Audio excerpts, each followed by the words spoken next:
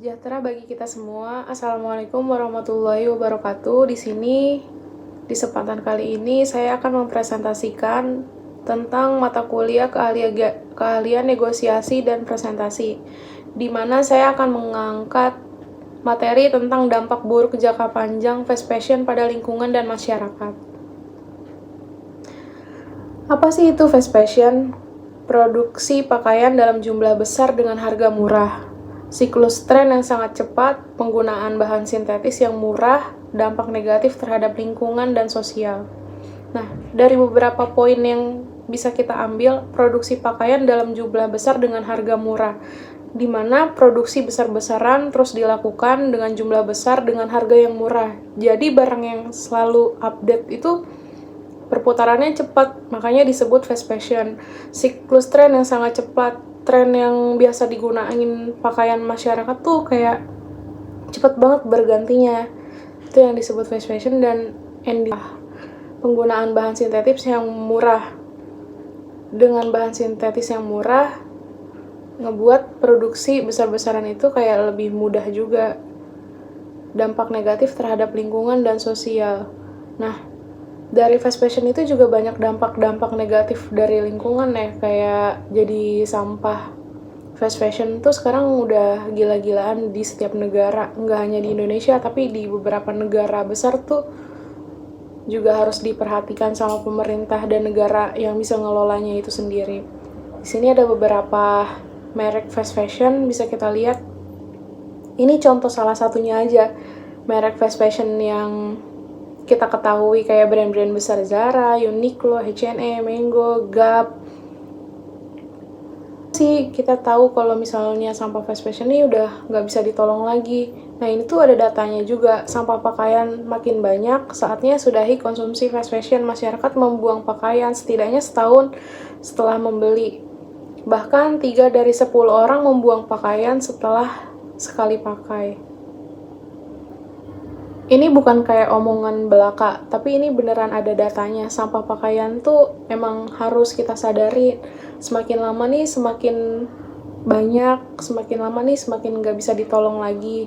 Nah, kesadaran kita sebagai manusia, kalau misalnya kita ingin membeli sesuatu barang atau sesuatu baju atau fast fashion itu sendiri, kita udah yakin nggak kalau misalnya pakaian itu bisa dipakai minimal tuh 300 kali pakai.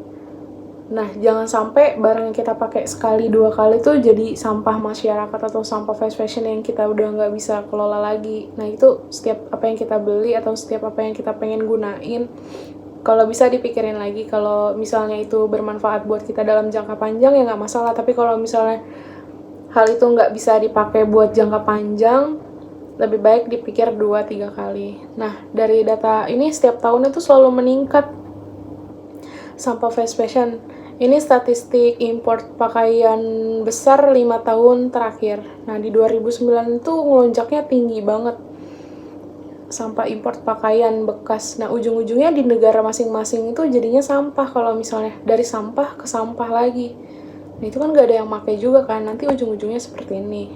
Nah, dampak lingkungan fashion bukan cuma kayak kita bilang itu kayak baju bekas atau sampah pakaian yang gak bakalan bisa dipakai lagi, ya emang bener gak bisa dipakai lagi. Nah, di negara mereka pun udah dibuang jadi sampah terus diterima di negara kita atau negara-negara lain yang nerima sampah fast fashion itu sendiri. Itu harusnya kayak pemerintah juga udah harus sadar, dan kita sebagai masyarakat juga harus sadar dan lebih bisa memilih antara pakaian yang kita mau beli, yang kita mau pakai, seperti itu. Nah, dampak lingkungan, jejak karbon industri fashion, penggunaan sumber daya alam yang berlebihan, air, energi, produksi limbah tekstil yang sangat besar, pencemaran air dan tanah akibat zat kimia berbahaya, kontribusi terhadap perubahan iklim. Bisa kita lihat dari poin-poin berikut, dampak lingkungan sangat-sangat terpengaruhi. Kayak sumber daya alam tuh berlebihan pemakaiannya, air, energi, produksi limbah tekstil yang sangat besar. Nah, kalau misalnya limbah tekstilnya itu sangat besar, yang menerima dampaknya itu pasti masyarakat juga. Pencemaran air dan tanah, kalau misalnya air dan tanah udah kena zat kimia, sedangkan air dan tanah nih kita, kebutuhan kita sehari-hari, terutama air. Kalau udah tercemar zat kimia, gimana kehidupan kita baik, gimana hidup kita bisa sehat. Ini salah satunya dampak dari industri fast fashion.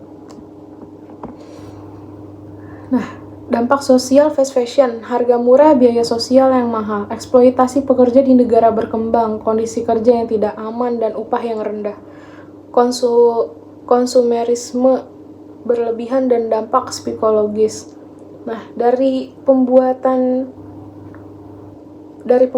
fast fashion ini banyak poin-poin juga yang merugikan eksploitasi manusia itu sendiri dari produksinya.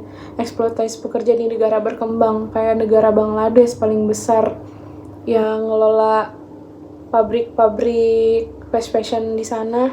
Mereka nggak dipikirin di negaranya, mereka cuman bisa diambil tenaganya aja tanpa dipikirin keamanan pekerjanya. Terakhir tuh ada korban kebakaran satu gedung buat pabrik tekstil fast fashion itu sendiri, dan mereka tuh nggak ditanggung apa-apa, dan situ hampir ribuan juta manusia, ribuan orang yang meninggal jadi korbannya. Nah, itu dari fast fashion itu sendiri. Nah, dari masalah-masalah kayak gini harusnya kita sebagai manusia yang punya perasaan, yang punya kemanusiaan, harusnya udah lebih sadar apa yang kita mau pakai, apa yang mau kita gunain. Kalau bisa kita lebih mengembangkan negara kita sendiri dengan menggunakan brand lokal. Sekarang brand-brand lokal tuh udah bagus kok. Pertama, kita bisa menghidupi ekonomi negara kita sendiri.